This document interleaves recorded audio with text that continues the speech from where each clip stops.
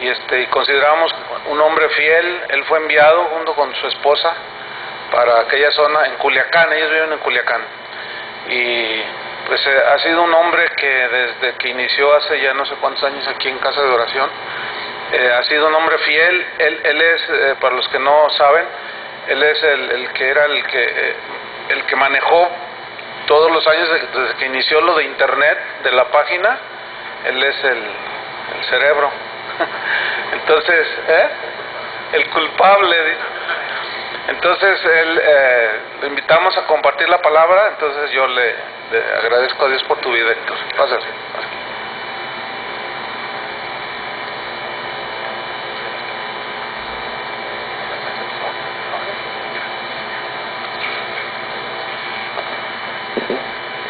Hermanos, ¿cómo están?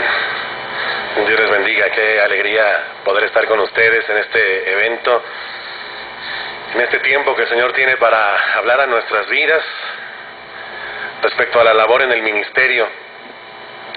Una labor que implica una responsabilidad enorme, que nos tiene hoy aquí reunidos para aprender de su palabra. Es una alegría poder verles a todos ustedes en este lugar y tener esta oportunidad de compartir esta palabra, que le invito a que juntos recibamos de parte del Señor. Le invito a que abra su Biblia. Acompáñeme por favor a 1 Timoteo capítulo 1 versículo 1. 1 Timoteo 1 versículo 1. He titulado este tema ¿Fieles a la verdad o al error? ¿Fieles a la verdad o al error? 1 Timoteo 1, versículo 1, lo leemos. Dice: Pablo, apóstol de Jesucristo, por mandato de Dios nuestro Salvador y del Señor Jesucristo nuestra esperanza, a Timoteo, verdadero hijo en la fe, gracia, misericordia y paz de nuestro Padre y de Cristo Jesús nuestro Señor. Como te rogué que te quedases en Éfeso cuando fui a Macedonia para que mandases a algunos que no enseñen diferente doctrina, ni presten atención a fábulas y genealogías interminables que acarrean disputas más bien que edificación de Dios, que es por fe. Así te encargo ahora. Acompáñame a orar, por favor. Señor, dirígenos, háblanos, queremos escuchar tu voz, queremos recibir lo que esta mañana tú quieres hablar a nuestras vidas, Señor, ante la responsabilidad que nos has puesto en las manos, Señor. Para lo cual, Señor, sabemos que tú eres quien obra en nosotros. Guíanos, pues. Te lo rogamos en el nombre de Jesús. Amén. Bueno, pues en los últimos años hemos crecido como familia de Dios en el ministerio de Casa de Oración, y nuestras historias, las de los pastores, que hemos sido enviados a abrir por dirección de Dios y del pastor Chuy nuevas congregaciones, pues es muy parecida. Creyentes en una ciudad sufren los estragos de una enseñanza ajena a la verdad de la doctrina bíblica y luego claman a Dios mientras padecen liderazgos abusivos e indiferentes a la verdad de Jesucristo. Y el Señor entonces hace la obra. El Señor lo mismo levanta allí mismo en esa ciudad, como es el caso de muchos de ustedes, a un maestro que les enseña a los demás, a un pastor que los dirija, o bien dirige al pastor Chuy aquí en Guadalajara para enviar a alguien de aquí hasta allá. Dios, que oye el clamor de su pueblo, hace todo. Él es quien produce la necesidad de sí mismo en la gente y Él mismo la suple, hermanos. Todo el proceso y todo el mérito entonces, ¿de quién es? Es del Señor. Nosotros pues solo somos usados en ese proceso y para los fines que al Señor le convienen, para apacentar a su pueblo. Y lo que más me maravilla, hermanos, es que todo eso pues no ha sido parte de una planeación estratégica de origen humano. Le cuento, he formado parte de este ministerio desde hace ya 15 años y he sido parte del equipo del pastor Chuy, y les digo que nunca, y ustedes lo saben, nunca, como se ha llegado a decir sin conocimiento, estuvo en el corazón del pastor Chuy, ni en el de nadie aquí, el formar un grupo de iglesias tan grande como se pudiera. O sea, no hay aquí afanes de crecimiento numérico, solo hay un deseo de hacer lo que Dios quiere. Se lo cuento, aquí jamás nos sentamos con un mapa del mundo a planear en cuánto tiempo podríamos tener congregaciones en Canadá, o qué hacer para llegar a California, o para tener una iglesia en Uruguay, o en Argentina, o en el País Vasco. No hay prisa por crecer, como se llega a decir por ahí. Todo lo contrario, lo que hay, hermanos, es una genuina, creciente y ferviente preocupación del pastor Chuy y de su equipo por la forma en que el Señor soberanamente está haciendo crecer su iglesia. Ni la radio, por ejemplo, de Casa de Oración, ni la página de internet, que ha sido una herramienta tan poderosa en manos de nuestro Dios para difundir la sana doctrina, fueron tampoco un plan estratégico, hacia como a futuro, ¿no? No. Aquí hubo un hermano, nuestro hermano Artemio, un día fue movido por Dios, se ocupó de buscar cómo podríamos tener estos medios, y aún él gastó de lo suyo para hacerlos funcionar, se lo cuento. Y cuando ya los tenía funcionando, vino y nos los entregó, ¿cierto? Llénenlos ustedes, dijo. Entendemos pues que esta obra es totalmente hecha por el Señor y no es nuestra. Como a los antiguos en el desierto, a quienes el Señor mostró el camino por una columna de nube de día y de fuego de noche, a nosotros, hermano, también ha sido el Señor quien así nos lleva. Él ha ido y sigue yendo siempre a la vanguardia, y aquí nada más le seguimos, ¿cierto? Nada más le seguimos. Así, hoy Casa de Oración es un grupo para la gloria de Dios de más de 60 congregaciones en 7 países. Inimaginable, hermanos, y fuera de todo plan humano, de todo plan nuestro, que hubiera casas de oración en Argentina a 7.800 kilómetros de aquí, o que nos acompañara hoy el pastor de Casa de Oración en Estocolmo, Suecia, el pastor Oscar. Es nuestra congregación más lejana a esta casa. En línea recta nos dividen 9.670 kilómetros. Solo el Señor ha podido hacer esta obra. Gloria a Dios por eso. Pablo, el apóstol, dejó en Timoteo el llamado a la actividad pastoral, un encargo de Jesucristo mismo, y lo dejó descrito en 2 cartas, y comienza a hacer esta descripción de este encargo con este molde, ¿sí? En lo que acabamos de leer. El Señor, entonces, así como Pablo a Timoteo, también aquí en esta época, el Señor, por dirección suya, dirección dada a través de hombres que son suyos, hombres son enviados y son confirmados a predicar la palabra.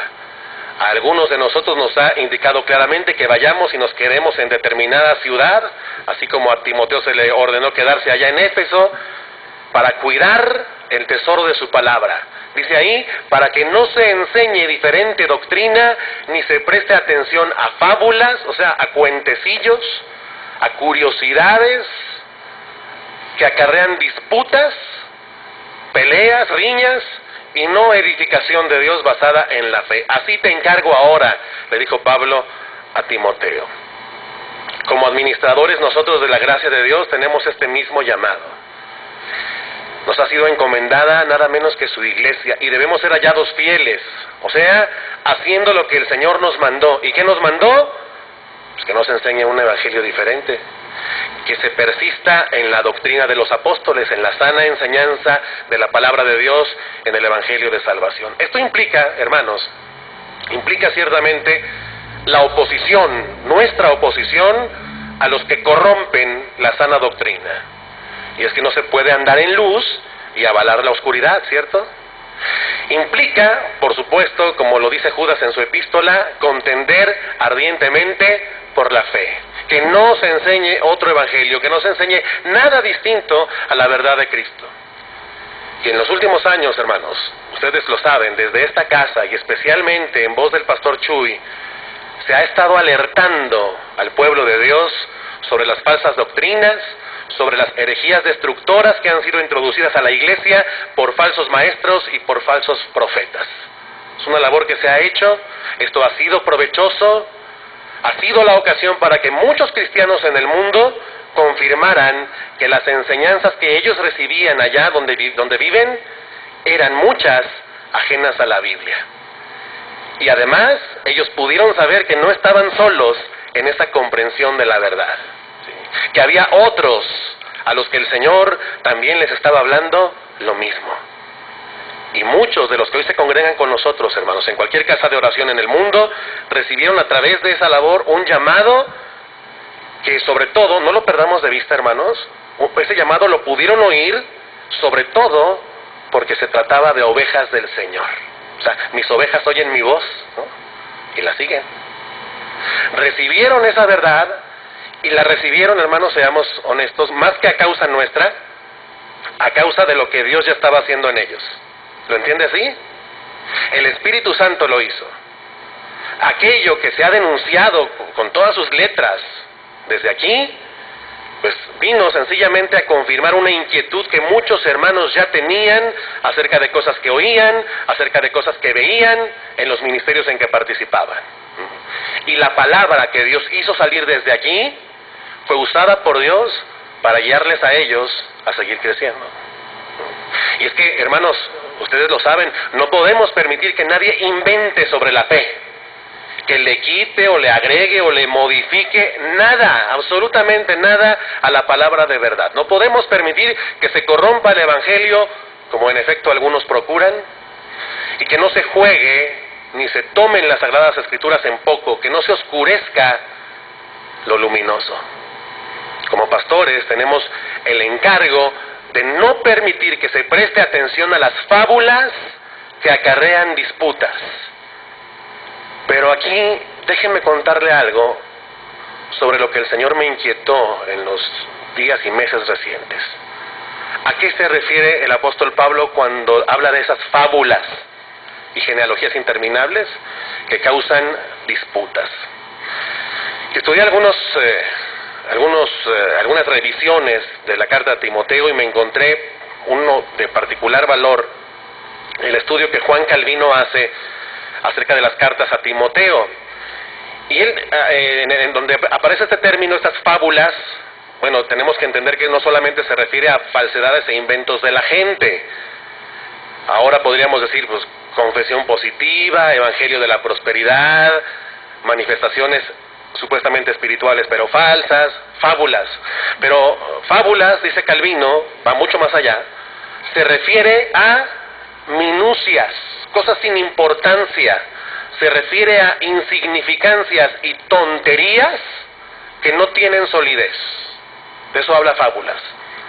Entonces, que no se preste atención a las fábulas y genealogías interminables. Usted sabe, las fábulas son relatos fantásticos y por naturaleza falsos. O sea, que no se preste atención a las mentiras. Pero luego aparecen allí las genealogías.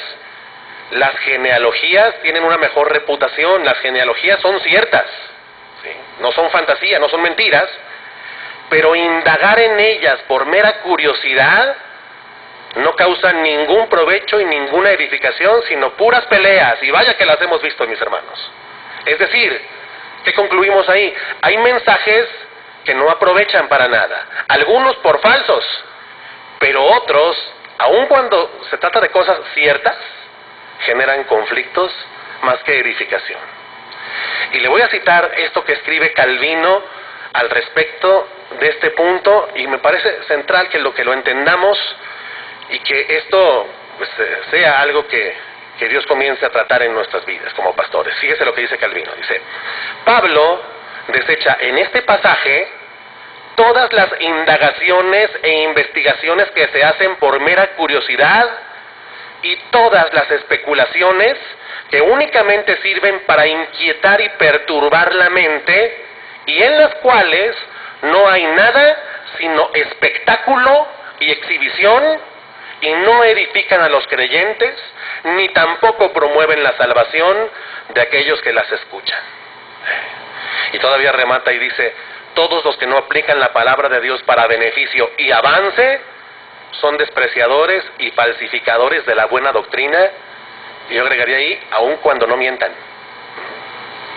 Y bueno, retomo esto que dice de las indagaciones e investigaciones que se hacen por curiosidad y especulaciones, de las que habla ahí Calvino en su comentario a estos versículos. Y yo aquí planteo seriamente, si usted y yo como pastores estamos siendo fieles al llamado de Dios al ministerio, cuando de esa denuncia que hacemos, que es necesaria y que tiene que ser justa y que tiene que ser equilibrada acerca de las falsas doctrinas, o sea, si no fallamos cuando llevamos eso al exceso, ¿sí? Ojo, puede ser que caigamos en este error de ocuparnos en demasía del error y del que yerra. Sí. Yo pregunto, nuestro discurso, nuestra enseñanza sobre las falsas doctrinas, sobre los falsos maestros, ¿habrá llegado a ser de algún modo, en algún momento, una mera investigación curiosa en la que no hay sino espectáculo y exhibición? Bueno, si usted dice que no, le creo, y qué bien, pero antes de decir sí, yo creo que conviene que nos revisemos. Es probable que algunos nos hayamos estado ocupando solo de exhibir a las malas ramas, a esas en las que no se halla ningún fruto y son cortadas por el Señor a su tiempo, en lugar de ocuparnos de la raíz y de la rica savia que fluye por el árbol y le da vida, o sea, de Cristo. Le pregunto, y cada quien respóndase a sí mismo, ¿habremos hecho de la denuncia de los falsos maestros un asunto central de nuestras enseñanzas y a lo mejor hasta de nuestra propia vida? Al respecto digo, primero, que eso no es en lo que se nos mandó ocuparnos primordialmente, sino ante todo en la doctrina. Y segundo, que la denuncia, hermanos, es un tema que se agota en algún momento. Déjeme decirle que un día todo lo denunciable se habrá denunciado y no quedará nada más por denunciar. Fíjese, el error doctrinal se agota. La palabra de Dios es inagotable. Y en esa es en la que nos hemos sido llamados a persistir. Un día no tendremos más errores que señalar, ¿verdad? De estos que son muy notorios y ahora más con todos los medios que existen a nuestro alcance. Un día eso se agotará ese tema, pero siempre tendremos más y más y más de la verdad y de Cristo que anunciar. No es raro, hermanos, lo hemos visto. Existe este riesgo, el que se dedica a denunciar solamente, el que nada más se ocupa de eso, luego, cuando no hay nuevos escándalos, se ocupa hasta de forzar situaciones para seguir denunciando, ¿no? O incluso denuncia cuestiones que son realmente cuestiones de opinión y de libertad cristiana. O bien, luego, el que nomás se dedica a denunciar, trata de igual forma a un hermano falso que a un hermano equivocado. Se lo lleva entre las patas, ¿no? A veces, hermano, voy a ir más allá, a veces da la impresión de que algunos hasta se alegran cuando se sabe de un ministro más que cayó en adulterio, de otro que llamó idiotas a los hermanos, o de algún otro que por allá dijo alguna otra barbaridad. Yo le quiero llamar a esta reflexión. Alegrarse en eso es contrario al amor que dijo Pablo, no se goza de lo injusto, sino que se goza en la verdad. Es contrario a Cristo, hermanos. El Señor nos encomendó edificar a su iglesia con su palabra y no con indagaciones curiosas y no informándola detalladamente de cada nuevo escándalo que aparece por allí. Hermano, cuando los herejes y los blasfemos se convierten en nuestro tema central y hasta nos causan risa, algo anda mal. Porque esas cosas más bien deberían entristecernos y hacernos a todos nosotros más conscientes del cuidado que requiere el rebaño, hermanos. Ninguno debería alegrarse porque ahora tiene un nuevo ejemplo de un falso maestro que anda por allí, lo cual confirma que yo tenía razón. Puede haber orgullo en ello. Podría ser que estemos usando esto para demostrar que ellos están mal y nosotros estamos bien. Y se nos olvida en eso que ante cada nuevo escándalo, cada nueva caída de un ministro, cada nueva mentira propagada, el nombre de Dios es vituperado y la iglesia sufre. Miremos bien, hermanos, que no nos hayamos vuelto, en nombre de la verdad, indagadores e investigadores curiosos o especuladores ocupados en tildar de apóstata o de hereje a cualquiera que anda por allí. Porque basta que se señalan errores reales, sí, los errores son reales, pero luego les podemos estar brindando una atención permanente y desmedida, descuidando así lo esencial.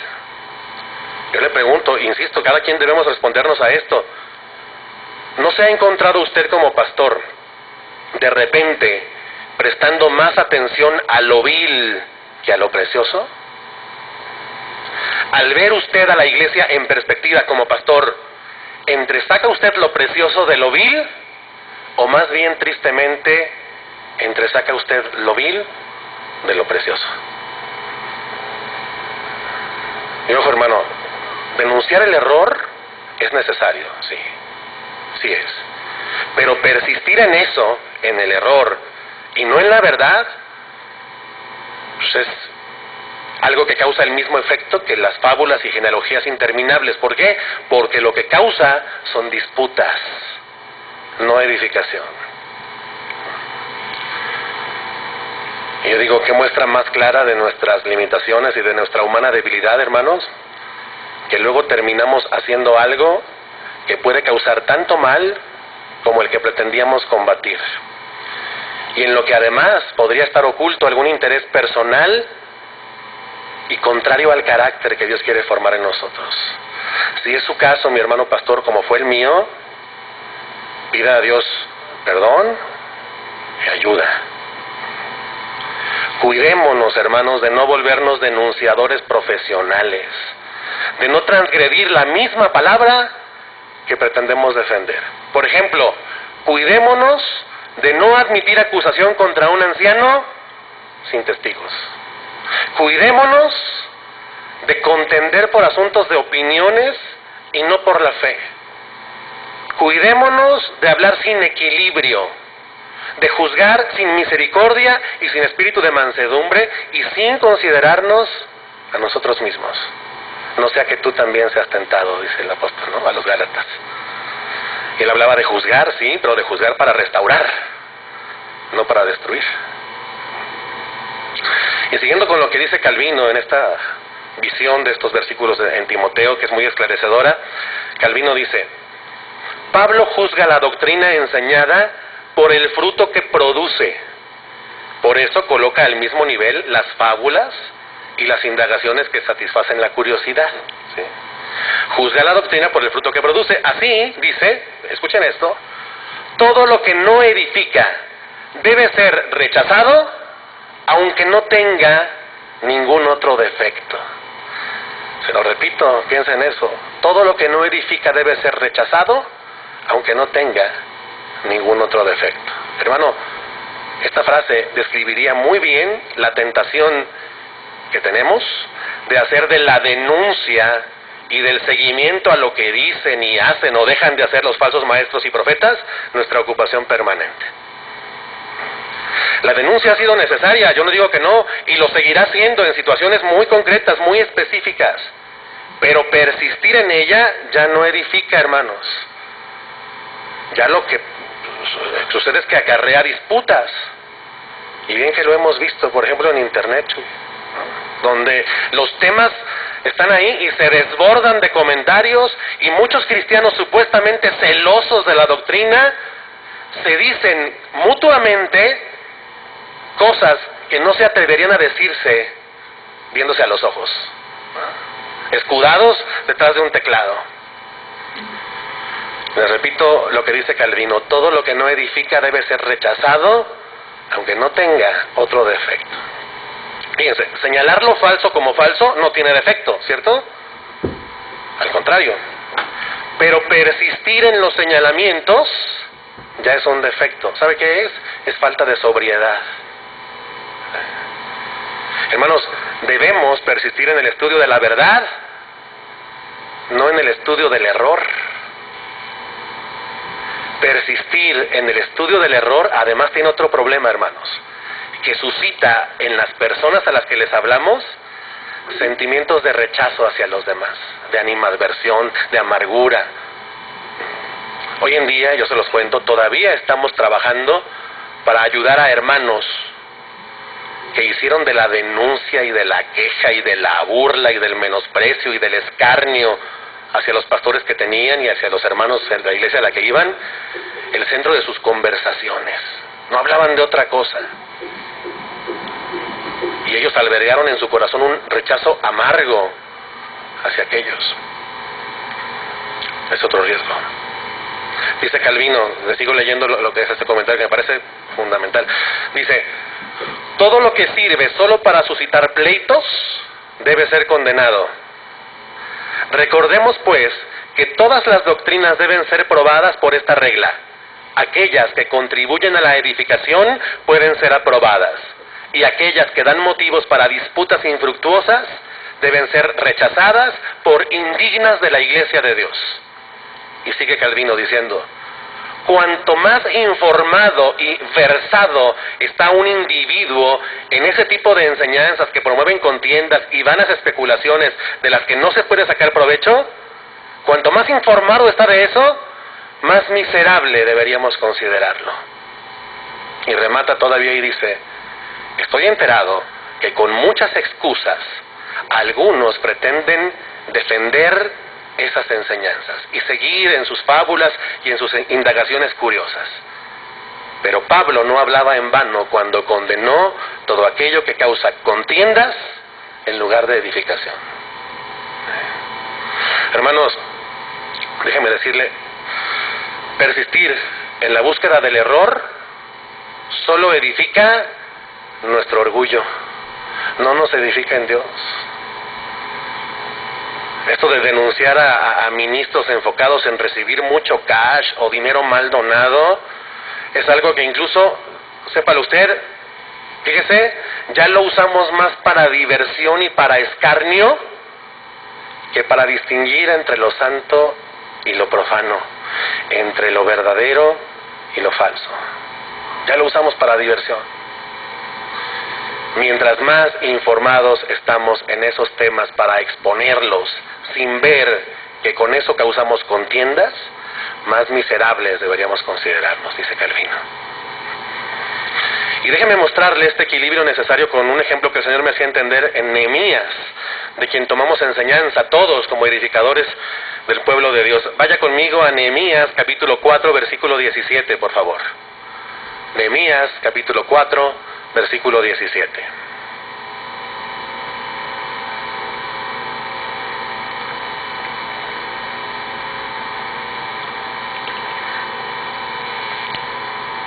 De aquí tomamos enseñanza como edificadores, hermanos, del pueblo de Dios.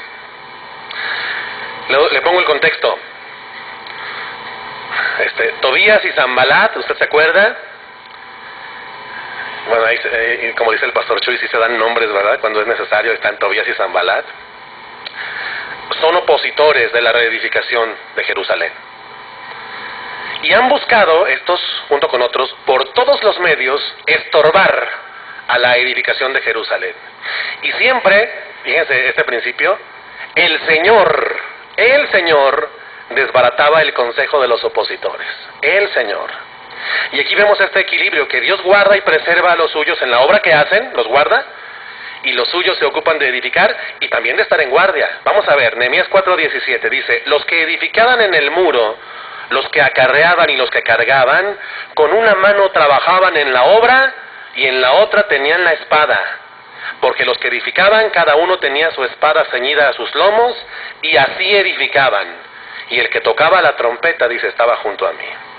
Bueno, una mano a edificar y otra mano a defender, ¿sí? Lista a defender.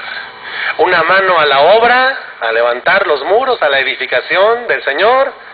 La otra mano a la espada para salvaguarda, sí, ojo, pero aquella mano a la espada solamente tomaba y desenvainaba la espada cuando aquello fuera necesario, no siempre. Usted que ha leído Nehemías sabe que para muchos de estos pues no fue necesario nunca sacar la espada, blandir la espada para defenderse de alguna arremetida de los opositores, porque Dios los guardó. Pero estaban listos, sí, estaban listos. No sé si esto le dice algo, mi hermano. La defensa se hace cuando es necesaria, pero la edificación es un trabajo permanente. Y aún más, hermanos, Dios me hacía entender que en buena medida es posible que hayamos llegado a poner las dos manos en la espada. Revísese, mi hermano pastor. ¿Ha puesto usted las dos manos a la espada? Pues eso impide la edificación. No puede edificar mientras tiene usted las dos manos en la espada. Y si usted tiene las dos manos ahí, lo que está usted haciendo es crecer en un espíritu contencioso, ¿sí? Contencioso. Oía un poco del congreso del año pasado cuando el pastor Chuy decía que algunos son como perros mudos, y decía, pastores ladren, ¿no? Abren fuerte. Sí, creo que debe hacerse. Pero con las dos manos a la espada, a lo mejor dejamos de ser perros mudos, pero el riesgo es que nos volvamos perros rabiosos.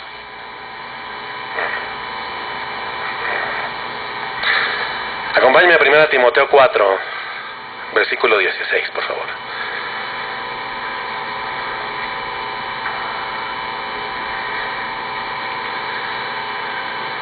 Primera de Timoteo 4, versículo 16.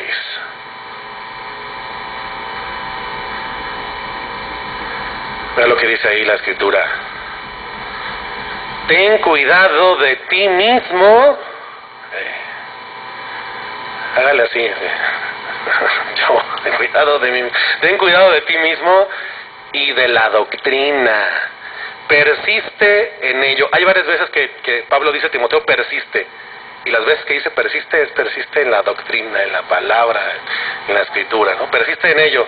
Dice, pues haciendo esto te salvarás a ti mismo y a los que te oyeren. Y por ahí antes le había dicho, y ocúpate en la lectura, la exhortación y la enseñanza.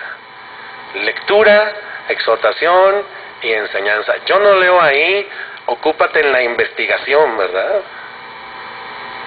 Y ojo, mis hermanos, no digo que por lo tanto entonces pues abracemos a los falsos profetas, ¿no? A esos no los debemos ni recibir, es muy claro, porque dice Juan por ahí que aún llamarles bienvenidos es participar de sus malas obras.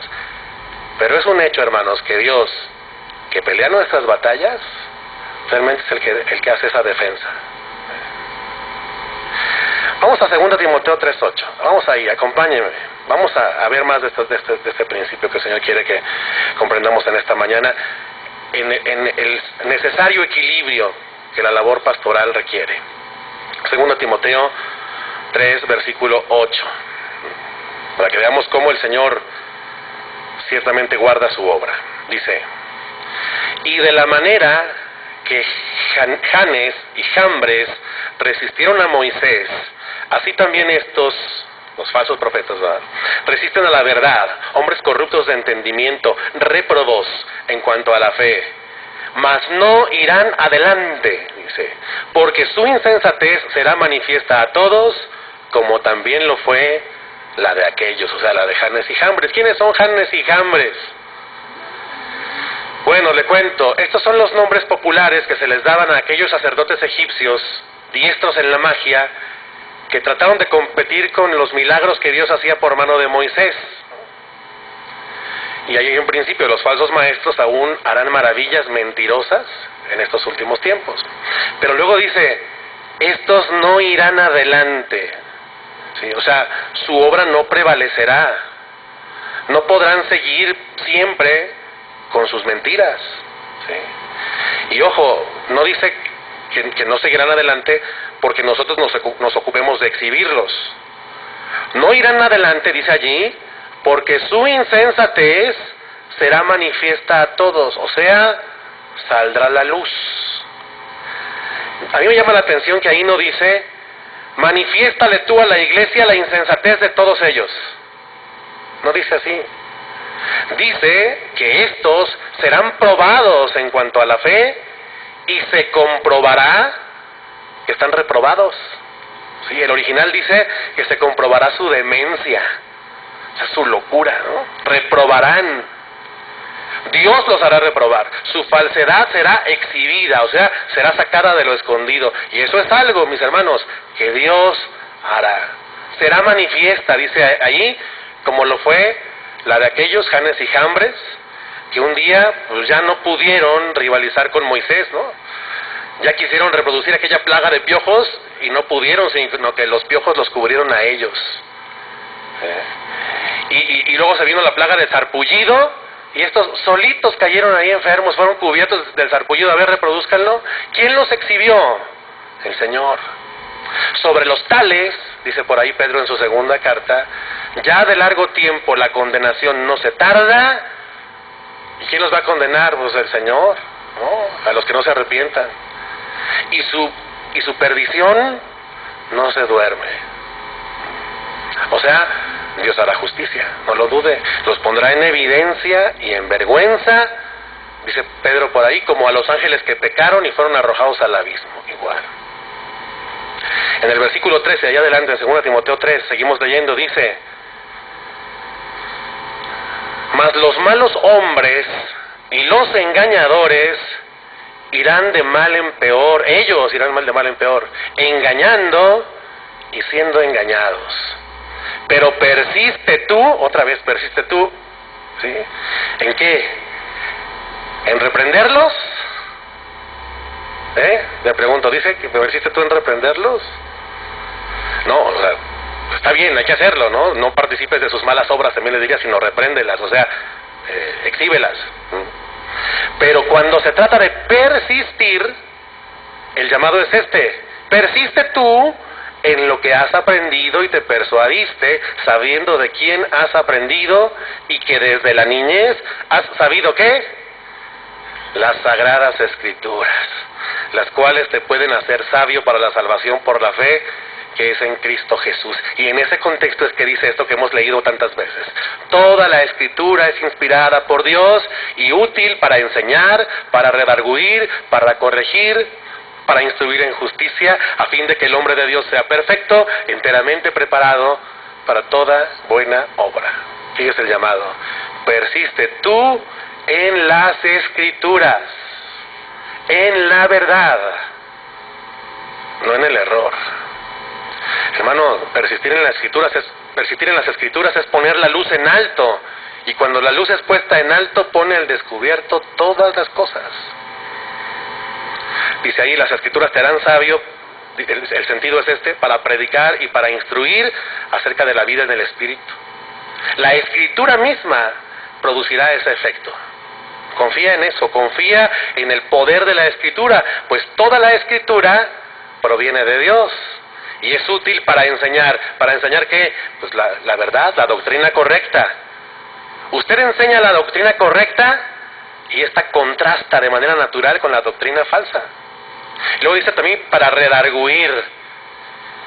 O sea, la escritura, no nosotros, la escritura es útil para reprender a quienes tienen una conducta o una fe errónea, equivocada, porque la escritura es la que saca todo pecado y toda mentira a la luz. Y luego dice para corregir, ¿sí? O sea, para ayudar a alguien que ha caído a ponerse en pie, para mostrarle a los que yerran, a los que se equivocan respecto a las cosas de Dios, el camino correcto, el camino de regreso a una vida piadosa. Y para instruir en justicia, dice también, o sea, para adiestrarnos en aquello que es justo. Ahora, hermanos, no es que entonces ya no se deba hacer denuncia, no. Es que, hermano, francamente, la palabra hace mucho más que nuestros señalamientos continuos, reiterativos y machacones. La palabra hace mucho más. Me acordé de una escena de la película aquella, El Chanfle. Nuestros hermanos de Colombia conocen mucho de México por Chespirito, ¿verdad? Y está en esa película está ahí el entrenador del América y le cometen una falta a uno del América en el área, ¿no? El entrenador del América entonces se la pasa gritándole al árbitro: penal, fue penal, fue penal. Y el médico del equipo le dice: sí, ya la marcó el árbitro. Y entonces el entrenador se encoge todo, ¿verdad? Dice, se avergüenza, ¿verdad? Porque estaba pidiendo una justicia que ya el árbitro había hecho. Sí. Yo pregunto, ¿no estaremos de repente nosotros gritando acerca de las transgresiones de los falsos maestros a este mismo son? Fue penal, cuando ya lo marcó el árbitro, cuando el Señor ya deliberó. machacar con el asunto de los falsos profetas, pregunto también, ¿no los habrá vuelto a ellos más conocidos? ¿No estaremos dando a conocer sus nombres en lugar de dar a conocer el precioso nombre de Jesús? Fíjese que eso es un poco lo que nos pasa, hago el paréntesis, con el Halloween. En algunos lugares la costumbre era tan débil que se habría muerto solita, de forma natural. Es una tradición descafeinada, ¿verdad? Pero a fuerza de estarlo denuncie y denuncie y denuncie, en una de esas hasta hemos contribuido a mantenerlo con vida. Sí. Digo, si alguien se acerca y te pregunta, pues dile, ¿no? Pero, ¿y estas denuncias machaconas que hacemos? Tal vez clamamos por una justicia que de hecho, pues dice la Escritura que no se tarda, sino que Dios hará.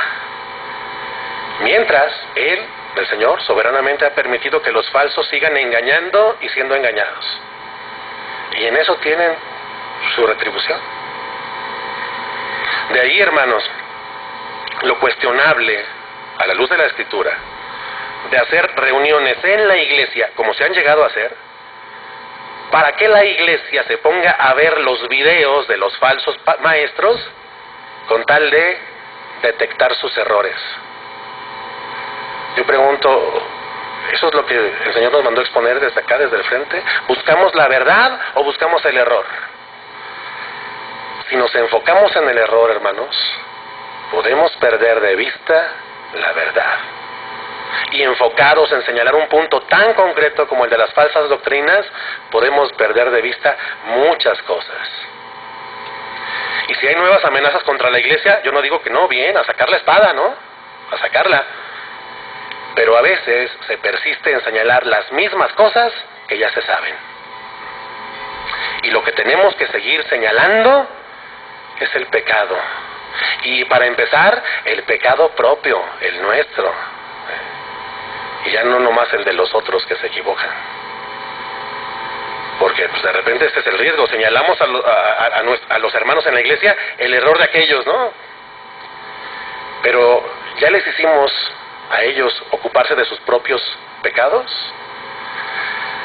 Créame, hermano, de nuestros pecados, de los de cada uno, es que el Señor nos pedirá cuentas, no de los demás.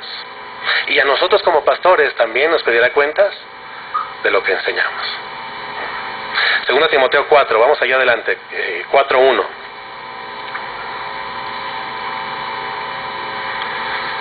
Segunda Timoteo 4:1.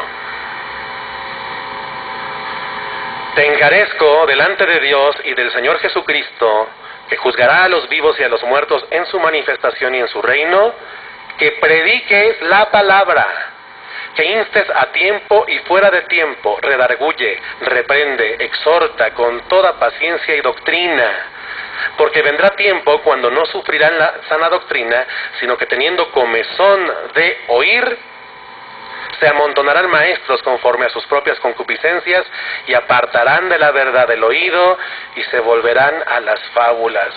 Mi hermano, estos versículos, el 3 y el 4, siempre hemos creído que son para describir pues a los que necesariamente esparcen herejías destructoras en la iglesia. Buen cuidado debemos de tener de no encajar nosotros en ese molde.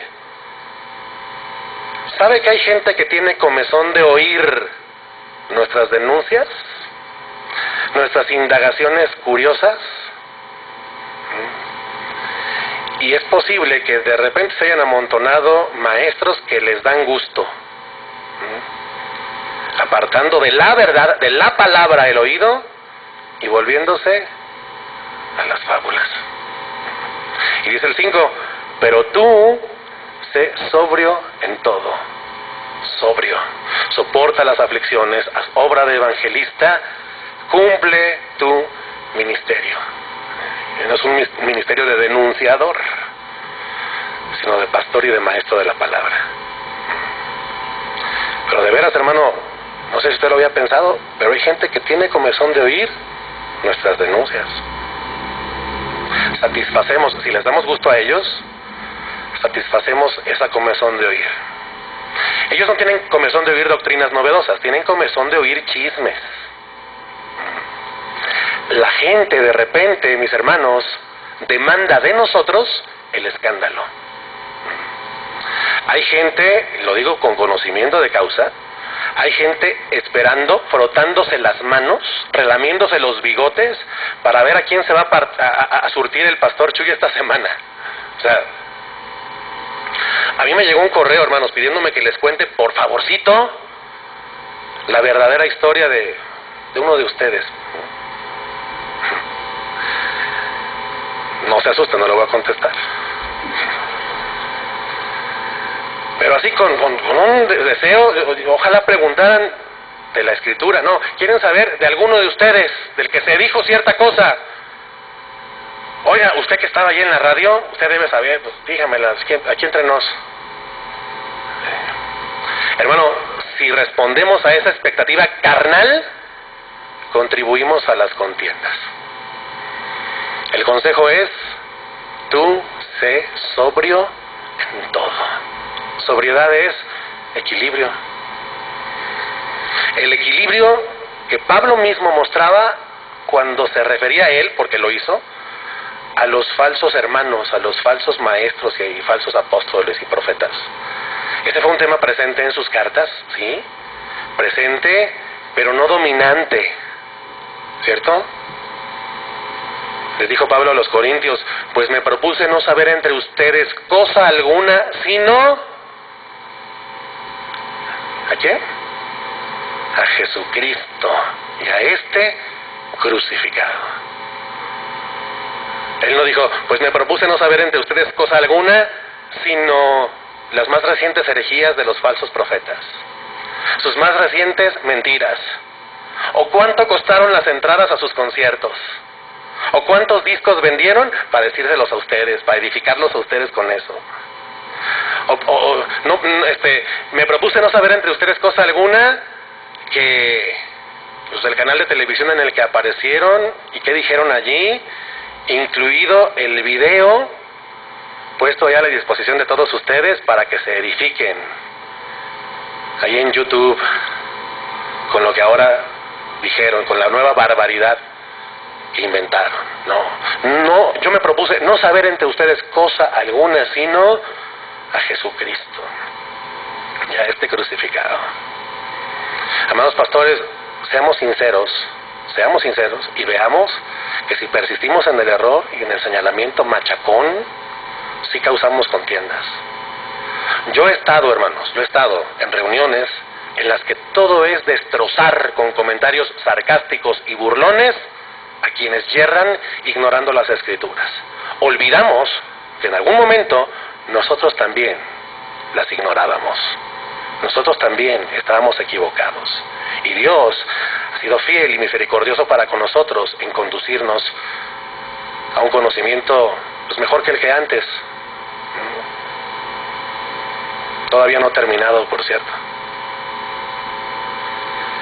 Cada que una carcajada resuena por ahí entre nosotros, burlándonos de cómo declaran y cancelan por fe a aquellos, y de cómo reclaman su prosperidad estos otros, y de cómo atan y desatan otros más allá, es como decir, pues, como dijo aquel, qué mensos.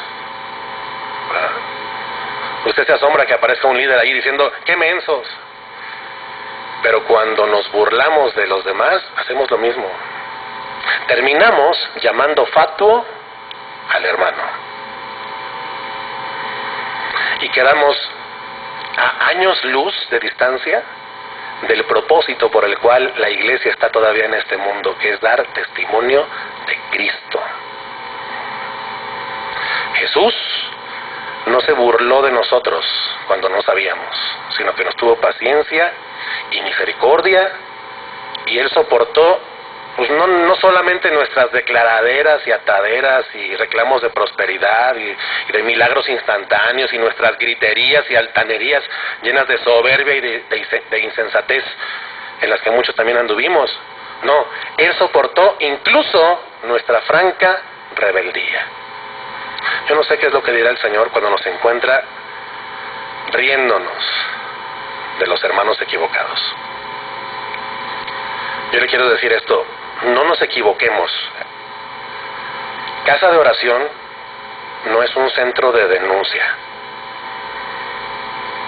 No lo es. Fíjese, algunos creen que sí. Un día ahí en el famoso Facebook, una mujer le respondió a un pastor de entre nosotros sobre alguna denuncia que él hacía y le puso a la mujer esta frase. Le dijo: pastor, ya ocúpese del evangelio. Y todavía este pastor le respondió y dijo: si oyeras al pastor Chuy Olivares, sabrías que esto es realmente el evangelio. ¿Qué problema es ese? No, hermano, la denuncia no es el evangelio. El uso de frases de repente en nuestros mensajes como: ¿cuántas iglesias hoy en día hacen tal cosa? ¿Cuántos líderes andan por ahí haciendo tal o cual aberración? ¿Cuántos supuestos cristianos en su congregación creen mal este o aquel asunto? Puede llevar escondido un mensaje de nuestra parte, un mensaje arrogante. Es como decir: ellos yerran, pero yo no. Yo soy de los buenos. Y eso, hermanos, produce además seguidores nuestros, no de Cristo. Yo creo que el pastor Chuy nos ha dado buen ejemplo. Él ha avanzado en la enseñanza, él no se ha quedado en eso. Recientemente, todavía lo está haciendo, desmenuzando el libro de los Salmos, mostrándonos toda la riqueza que hay en él. Nos habló de la tentación, ¿verdad? Y de cómo resistirla. Esto, pues ya es una mirada a nosotros mismos, ya no es andar viendo allá, ¿verdad? Sigamos ese ejemplo, hermanos. Algunos se apartarán de la verdad, apartarán de la verdad del oído y se volverán a las fábulas o a los chismes. Y usted y yo no podemos estar satisfechos de tener algo que ver en que haya surgido una generación que tiene puestos sus ojos en el error de la semana, en la nueva herejía, en la declaración más reciente del falso maestro. Buscar el error y no buscar la verdad nos hace especialistas en señalar a los demás y nos impide vernos a nosotros mismos, escudriñarnos y rogarle al Señor que nos escudriñe, hermanos. Dice un autor, un maestro de la palabra, D.L. Moody, dice: en los últimos meses he tenido tantos y tantos problemas con D.L. Moody que no me ha quedado tiempo para ver los errores de los otros hermanos. Nos impide rogarle al Señor que nos libre de nuestros pecados, aún de los que nos son ocultos. Pero tú sé sobrio en todo, dice. Tú sé sobrio en todo. Sobriedad es, decíamos, equilibrio. El equilibrio de tener la palabra lista para corregir a los que se oponen, ¿sí? Pero la otra mano edificando, no las dos en la espada. Y usted dirá: bueno, pero, a ver, por esas denuncias muchos creyentes verdaderos que vivían bajo liderazgos abusivos y que temían enfrentar o tocar al ungido han sido libres. ¿Sí? Qué bueno. Qué bueno. Pero piensen esto: una vez que ellos son libres de ese yugo y vienen a nuestras congregaciones, ¿qué hacemos nosotros para que ellos sanen de esa experiencia y dejen de concentrarse en aquello que vivieron?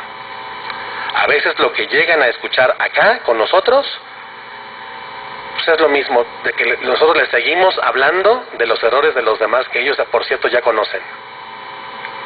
Fíjese, un día yo predicaba sobre el nuevo nacimiento y una mujer que recién había empezado a ir a la congregación se me acercó y me dijo: dice, mi pastor con el que yo estaba, con el que duré 6 años, jamás me mencionó ese tema del nuevo nacimiento, no tenía yo idea.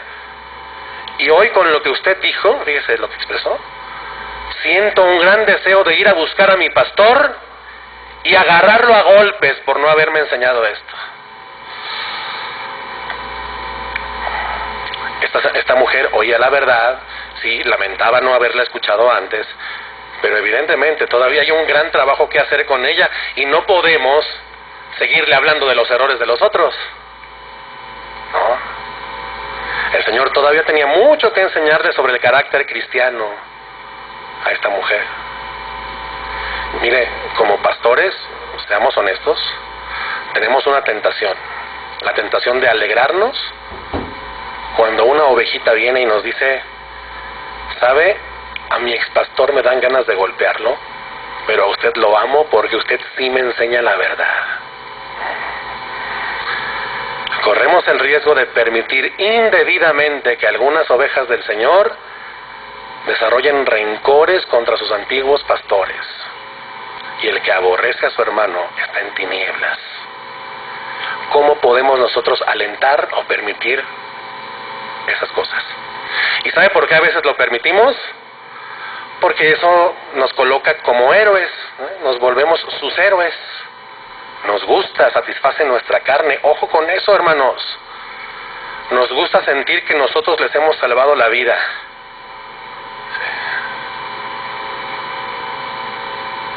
Que los rescatamos nosotros, del líder que les sacaba el dinero y los engañaba. Nos gusta creer que nosotros somos mejores que aquel. Y con eso nos volvemos ídolos de la gente que el Señor nos ha encomendado a instruirles en Él. Hermano, si esto es algo que está en el corazón todavía de alguno entre nosotros, el Señor le demanda que se arrepienta ya. Créame, no soy yo, sino el Señor por su palabra quien hoy lo demanda. Nosotros, usted y yo, no salvamos a nadie.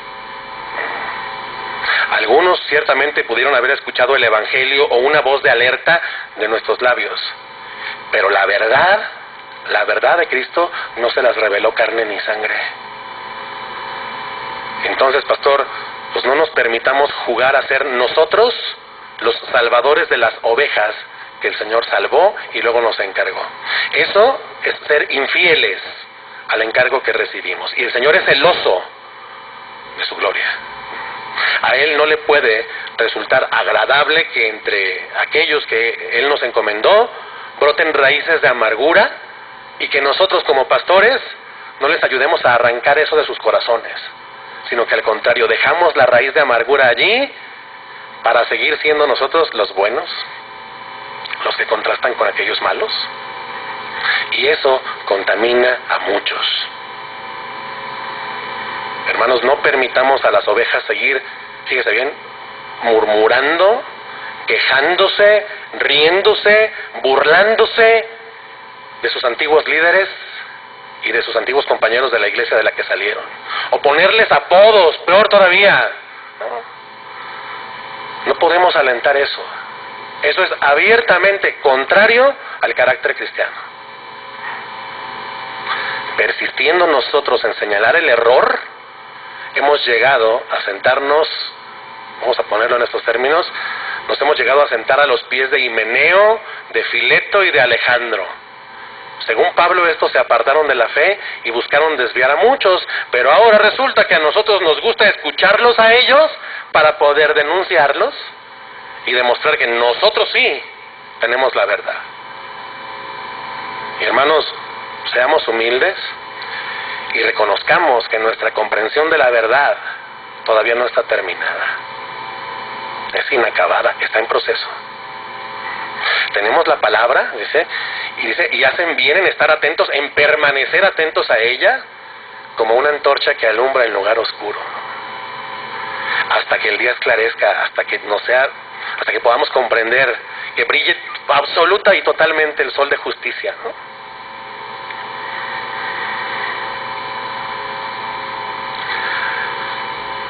Pablo habló por ahí de un hombre, Alejandro el Calderero, dice, él me hizo muchos males. O sea, así lo menciona, lo señala, dice, Dios le pague. O sea, se lo dejó al Señor. Alguien ha interpretado ese Dios le pague como que Dios se lo surta. Pero no, déjeme decirle, en el original no dice Dios le pague.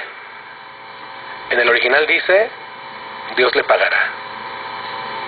Es diferente, ¿no? Lo primero expresa un deseo, ojalá que Dios le pague y se lo surta. Lo segundo expresa sencillamente que Pablo encomendó su causa al que juzga justamente.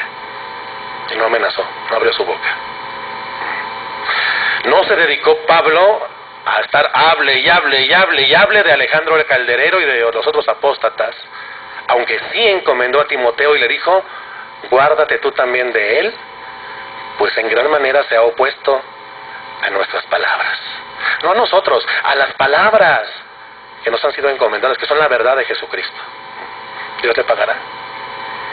Guárdate tú. Y en comparación con el tema de Cristo y de Cristo crucificado, las líneas que Pablo le dedicó a los falsos maestros y enemigos del Evangelio son poquitas, hermanos.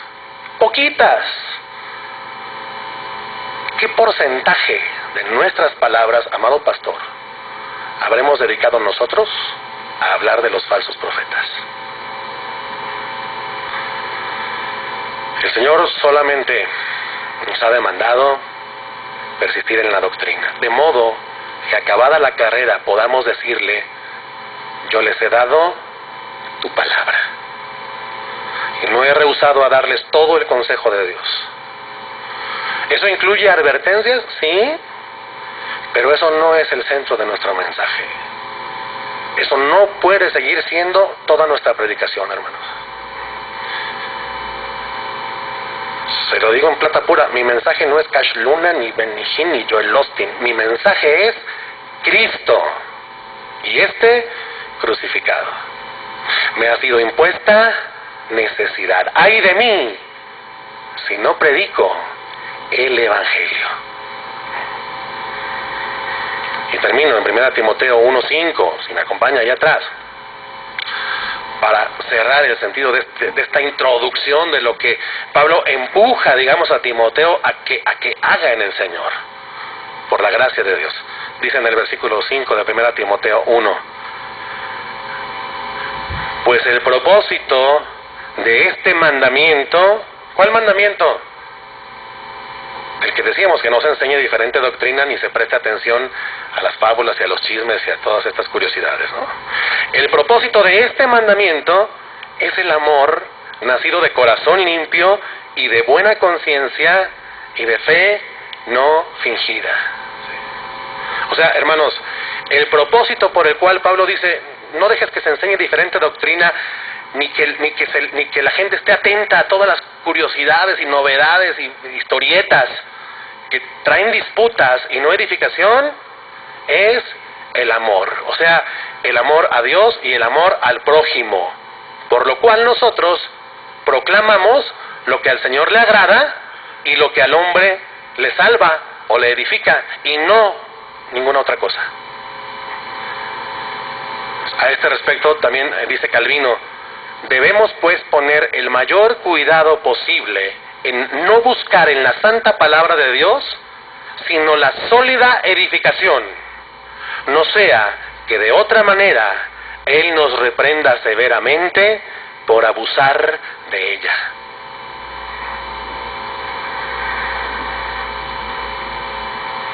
Y finalmente, acompáñeme a 1 Juan 2:26, y con esto ahora sí terminamos. Primera carta de Juan, capítulo 2, versículo 26.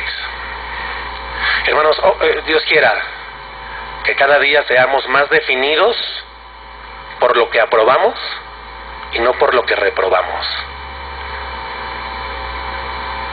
Que lo que reprobamos no sea lo que nos define, sino aquello que aprobamos. El Evangelio.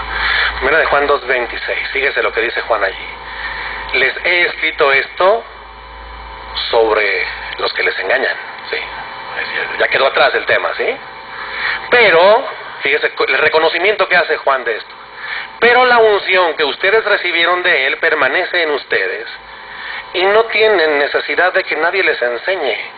Así como la unción misma les enseña todas las cosas y es verdadera y no es mentira, según ella les ha enseñado, permanezcan en Él. ¿Qué quiere decir esto, hermanos?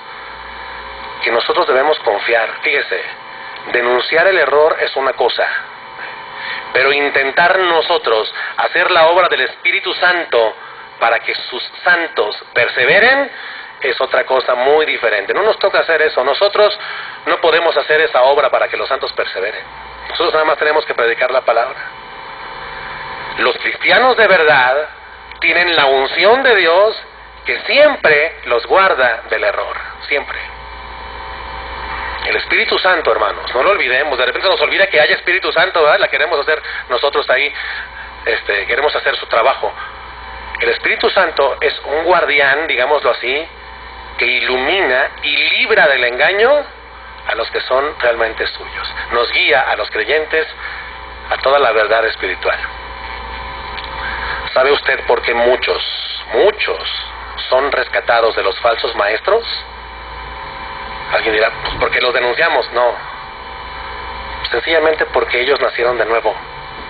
Por eso son rescatados de los falsos maestros.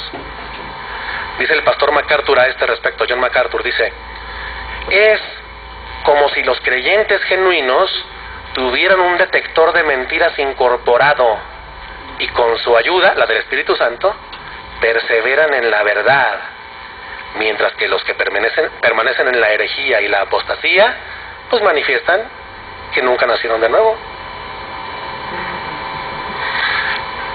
Finalmente, hermanos, nosotros cuidamos la grey de Dios, sí, el rebaño del Señor, y aún les alertamos de los peligros, sí, pero el verdadero guardián de la iglesia y de nosotros es el Espíritu Santo.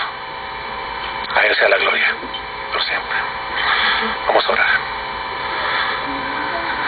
Señor, no cabe duda que necesitamos día a día de ti, Señor. Sin ti es fácil que nos desviemos y terminemos haciendo otra cosa, Señor, que tú no mandaste.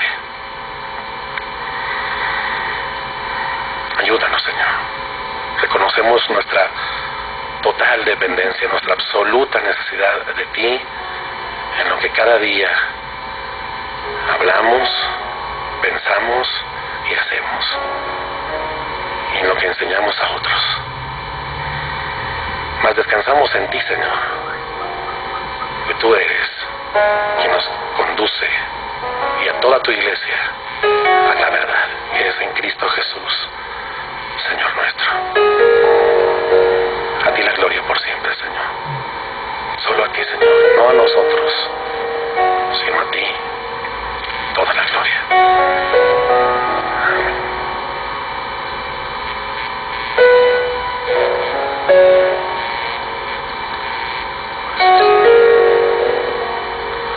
Recibimos la palabra de Dios, ¿verdad?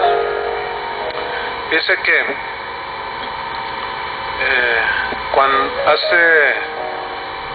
cuando ya más de 30 años, en la congregación donde yo nací, tuve un maestro de la Biblia, y él forma parte muy sólida de lo que Dios sembró en mi vida por su enseñanza. Nunca se me olvida que me dijo, dice: mira, Chuy, el deber de un ministro de Dios, de un predicador, es predicar la verdad de Dios, exponer a la gente a la verdad de Dios. Y señalando lo que leía Héctor, que decía el pastor John MacArthur, es verdad. El nacido de nuevo es como que tiene un detector, es verdad, yo lo he captado en mucha gente. Y él me decía que debíamos ser expositores de la verdad de Dios, las verdades de Dios. Y nos explicaba a un grupo en aquel entonces, y nos puso un ejemplo. Nos dijo que allá en los Estados Unidos, cuando inició el auge de los bancos, que la Wells Fargo y todas esas, ustedes recordarán, ¿no?, que salían en las series de televisión, decía que cuando contrataron a los primeros cajeros para manejar el dinero que la gente iba a depositar, a ellos ya de entonces siempre ha habido falsedades y billetes falsos y falsificadores de lo verdadero, de los billetes verdaderos. Y él decía que los entrenaban a los noveles cajeros, y les decían, cuando iban a solicitar el empleo, decían: ok, mira, aquí tienes $1,000,000, billetes de $1, entonces cuéntalo lo más rápido que puedas. Entonces ellos, ¿verdad?, empezaban a contar, Y después de, no sé, 3 horas, qué sé yo, terminaban. ¿Cuánto es? Dice, pues es $1,000,000. ¿Contaste bien? Sí, es $1,000,000. Ok, vuélvelo a contar. ¿Otra vez? Sí. Pero ya lo conté. No, pero vuélvelo a contar. Y volvía otra vez. Después de unas horas, le preguntaba el dueño del banco, ¿cuánto es? Dice, es $1,000,000. ¿Estás seguro? Sí, estoy seguro, es $1,000,000. Ok, vuélvelo a contar. Pero ya lo conté. Dice, mira, tú cuéntalo, obedécelo, obedece y cuéntalo. Entonces él, y así se lo traían por un mes. Llegaba el momento en que le decía, te vamos a meter un billete falso en medio de ese $1,000,000. Y tú lo vas a detectar. Pero ¿cómo ves tú lo vas a detectar? Si no lo detectas, todavía no estás listo.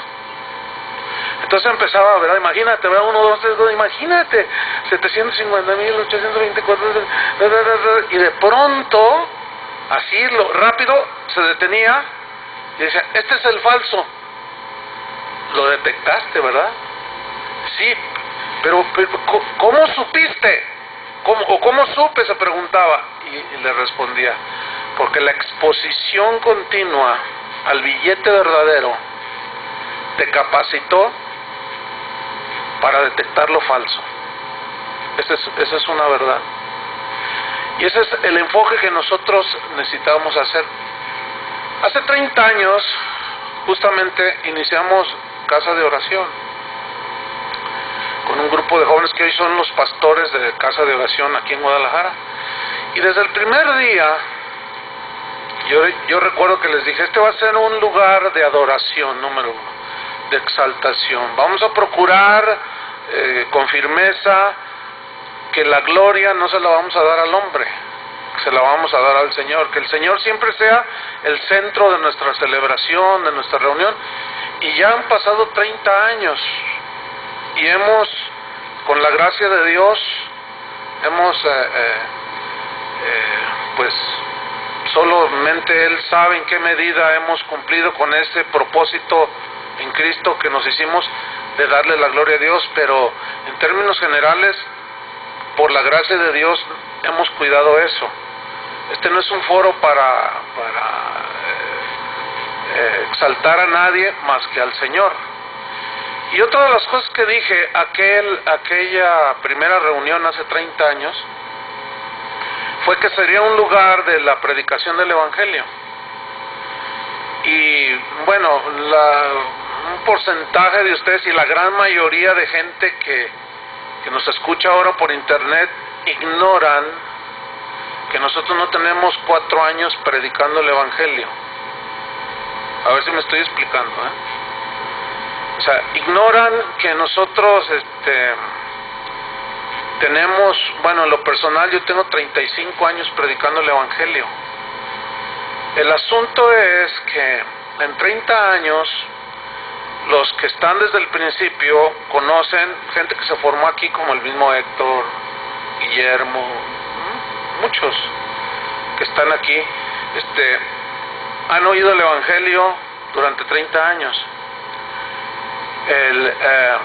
Yo conservo mis bosquejos, yo tengo cajas, ahora bueno, pues ya en los aparatos de hoy, pues, pero antes pues uno escribía a mano, ¿no es cierto? Y yo tengo cajas, literalmente, de los bosquejos, que son miles de bosquejos, y las tengo ahí en mi casa, guardadas. Y desde que empezó esta congregación hasta la fecha, durante 30 años, hemos predicado el Evangelio. Los que están de aquel tiempo, de los 30 años de que inició, 25 o 20, aseverarán esto que estoy diciendo, que hemos predicado el Evangelio. La denuncia hacia las falsedades de las doctrinas, hacia hombres falsos que se han introducido encubiertamente en la iglesia con herejías destructoras, dice la Biblia. La Biblia lo menciona. Y uno de los aspectos que yo veo de cómo, de alguna manera, por causa del internet, en este sentido que ha sido, por un lado, una gran bendición en la propagación del evangelio, y el buen uso de ese medio de tecnología pues ha sido bendición para mucha gente, ¿no es cierto? Pero el mal uso también perjudica. Y un problema que yo he visto, porque ciertamente a veces me mandan a mí correos y me dicen, es que usted se la pasa nada más criticando. Y yo digo, siempre haré eso, Señor. Lo que pasa es que, ¿cuántos años tenemos al aire en internet, Héctor? 6 años. O sea, la gente, nada más, los que no nos conocían, pues nada más de 6 años para acá nos conocen. Entonces creen que ese es nuestro único mensaje. No, nada más desacertado. Está totalmente fuera del contexto, ¿sí? Hemos predicado durante 30 años todo el consejo de Dios, ¿sí? Hay estudios de todos, de expositivos, de texto por texto de la epístola a los Efesios, a los Colosenses, a los Romanos, los pastores aquí, mi hermano, otro muy buen maestro de la Biblia, libros de Isaías, de los profetas, o sea, hemos predicado el Evangelio. Pero la palabra que acabamos de escuchar hoy, yo la recibo porque es la palabra de Dios. La recibo y la avalo. Sí, el mensaje de Héctor y de Guillermo los avalo,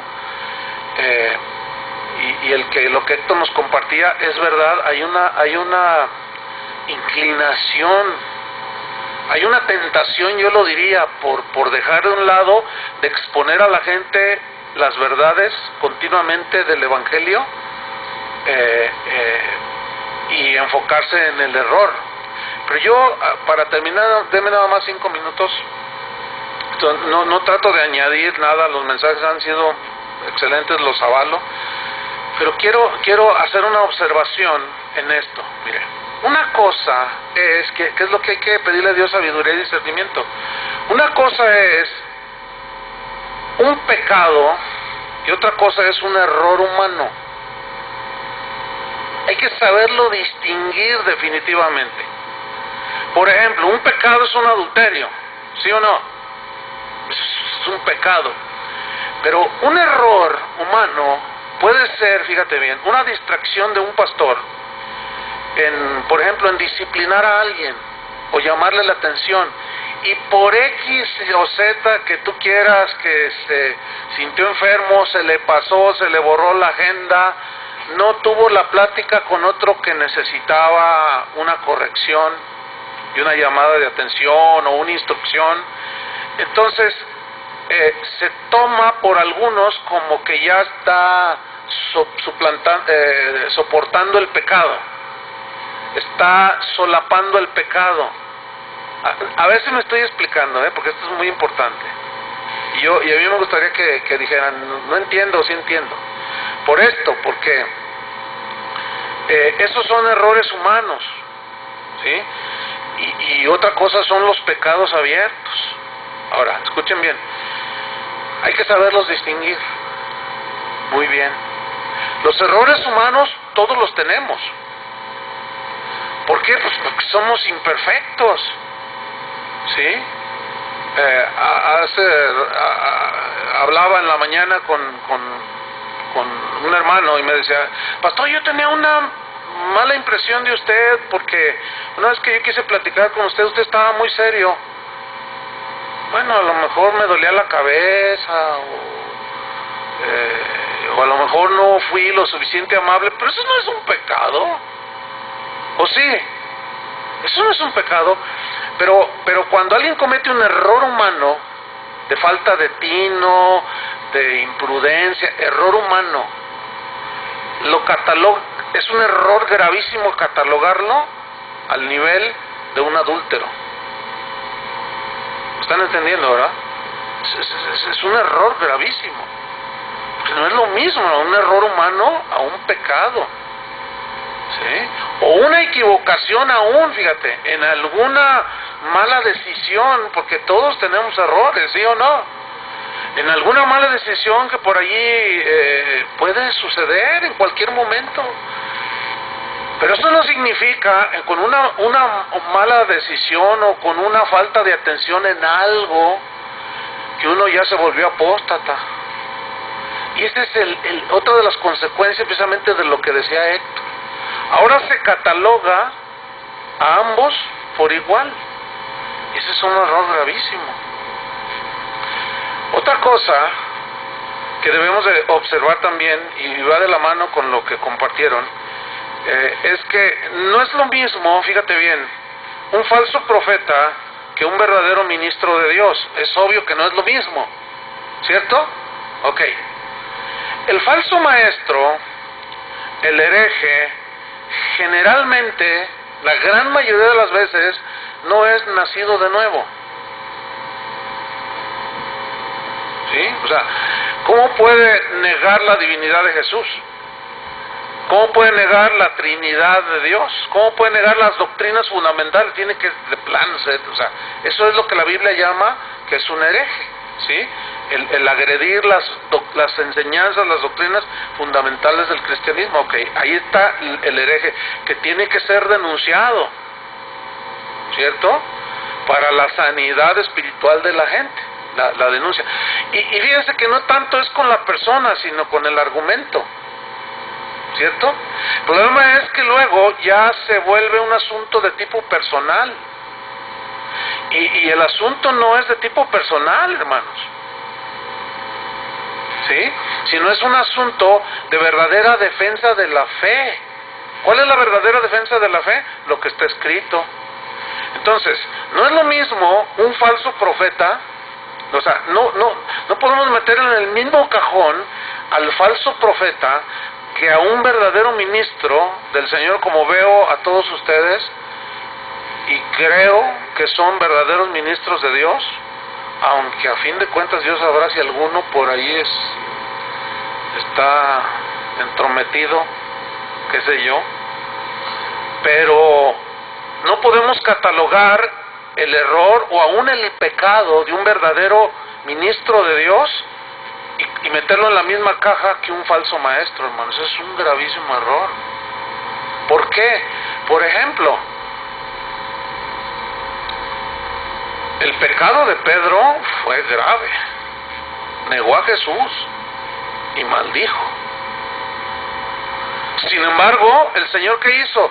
Lo levantó, porque era un verdadero apóstol de Jesucristo. Pero con otros ni metió la mano. ¿Por qué no metió la mano Dios? Porque no son sus hijos. Con Saúl Dios no metió la mano y lo dejó que se suicidara.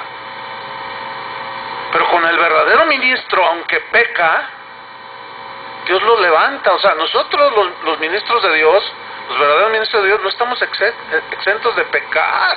¿Están de acuerdo con eso?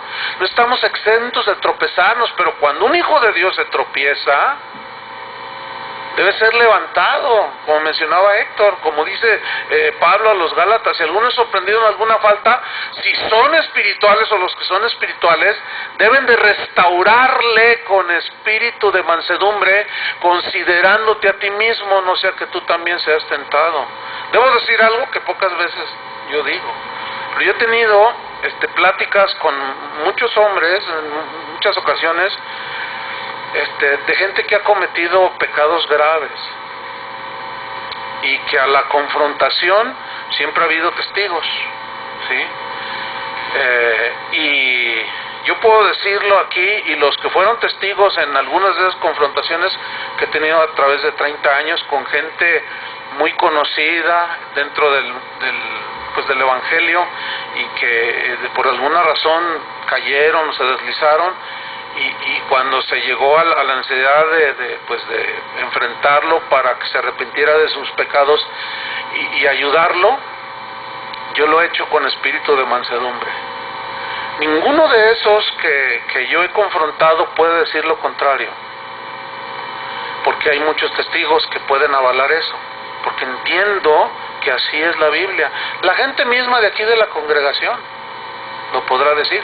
Hay gente que dice que no, si yo hay pastores que piensan errado en este sentido, que dicen, no, es que si yo les predico el evangelio así como lo predican ustedes, no llega gente. No llega gente, dicen. Aquí está atiborrado de gente. lo cual comprueba que es una falacia, que es mentira. Porque si David el rey viviera hoy y cometiera el gravísimo pecado de adulterio y de asesinato que cometió, ¿cómo saldría en internet, hermanos? ¿Cómo lo catalogarían? ¿Cómo le harían videos? ¿Cómo lo pisotearían? Este es el verdadero, o este es el varón conforme al corazón de Dios. Ja, ja, ja, ja. ¿Que no saben lo que hizo? Miren, se metió con Betsabé. Y por si fuera poco, mandó a asesinar al marido. Sin embargo, era un hombre de Dios.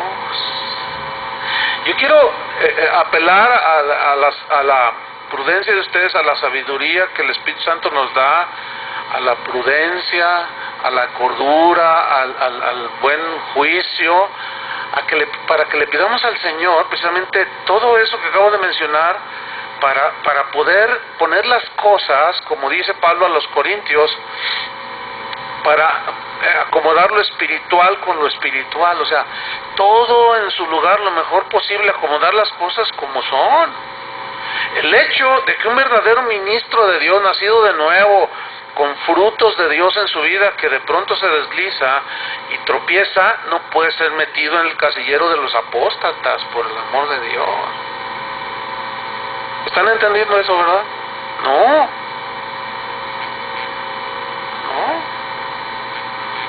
El problema es que no se sabe hacer la distinción y ya es una mezcolanza. Es una bendición por un lado en internet, pero por otro lado ha traído también mucha confusión, sobre todo a la gente que no tiene bases bíblicas, ¿sí? Entonces, no, imagínate cómo catalogarían qué sé yo, a tantos hombres en la Biblia que cometieron pecados, pero que en verdad eran hombres de Dios.